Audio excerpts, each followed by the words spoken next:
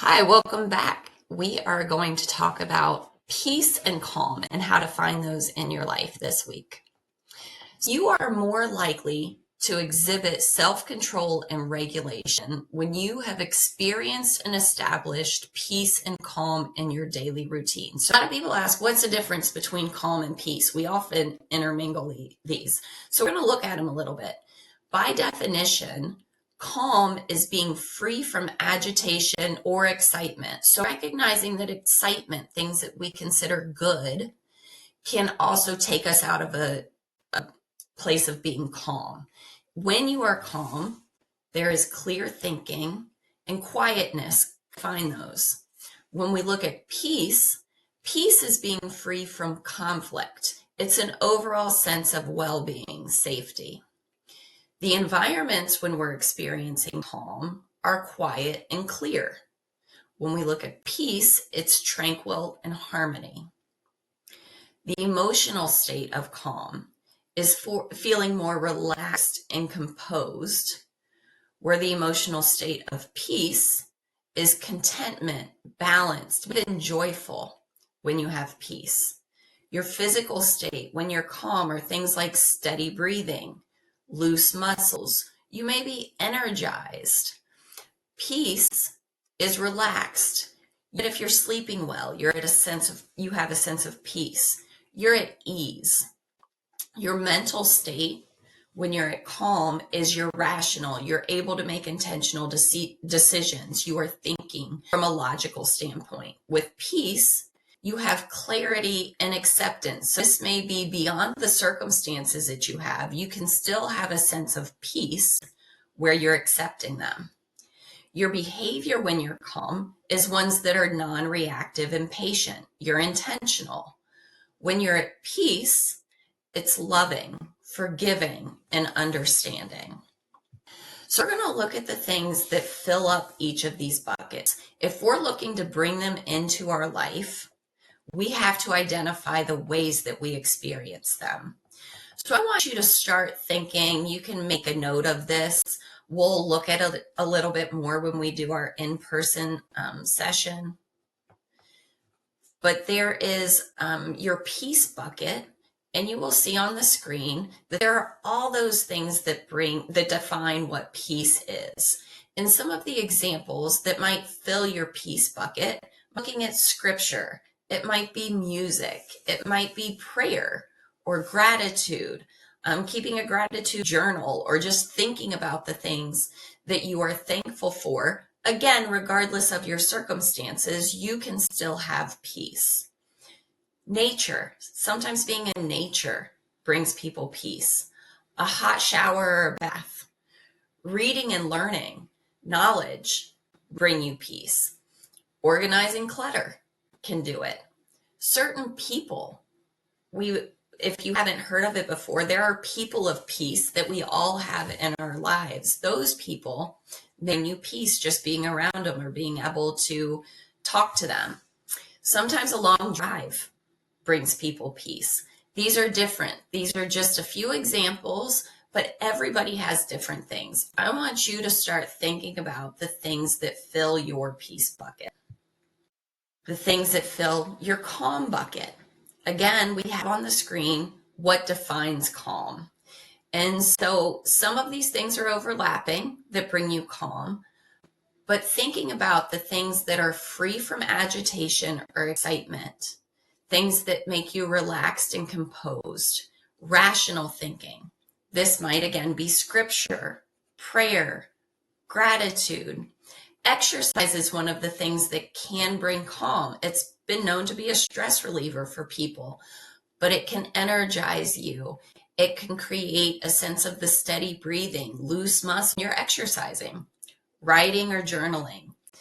If you're a creative person, drawing might do it. Hot showers and baths, deep breathing. Most people have heard of deep breathing exercises. Those are things to create calm in our life when we might have agitation or excitement to get us back to a place of regulation. A massage might do it.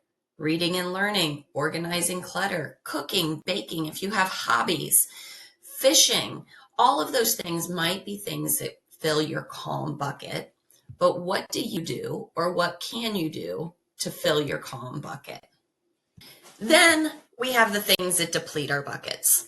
These are things like responsibilities that we all have: work, school, homework, parenting, boyfriend, girlfriend, spouse, a partner, cleaning and chores, cooking, spiritual study, and devotionals. Those are responsibilities that may deplete your bucket. Now, it can look confusing because there were also cooking or baking, organizing, clutter were on the fill your bucket. So recognizing for some of us, things that deplete us might be different. For other people, it might fill them up. But knowing what works for you, what fills you, and what depletes you is what's most important. So what are responsibilities that you have that deplete your bucket? And then we all have things that empty our peace and calm bucket. I call these energy zaps.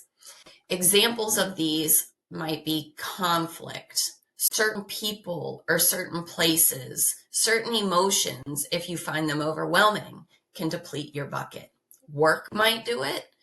Money needs, financial restraints, time restraints, bills, school or work projects, spiritual battles, illness, overeating. Sometimes just social media, when we see all the great things going on for other people and we might be in a state of struggle, social media can deplete our buckets.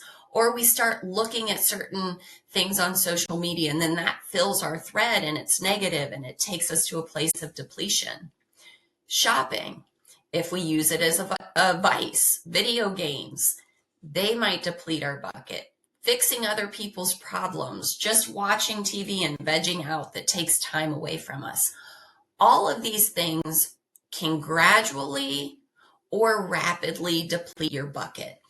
But recognizing what are the things that zap your energy. They're different for all of us, but you need to know what zaps your energy. So start thinking about those. What are the energy zaps? What might be on this list? And what else might come to mind as you look at it? So we think about, why is finding peace and calm often hard? Well, obviously we have the responsibilities and the energy zaps that do it. But along with that, we have our emotions. We have subconscious thoughts. We have social norms, expectations, and Satan. It's hard to find peace and calm because all of these things can work against us if we are not aware of them.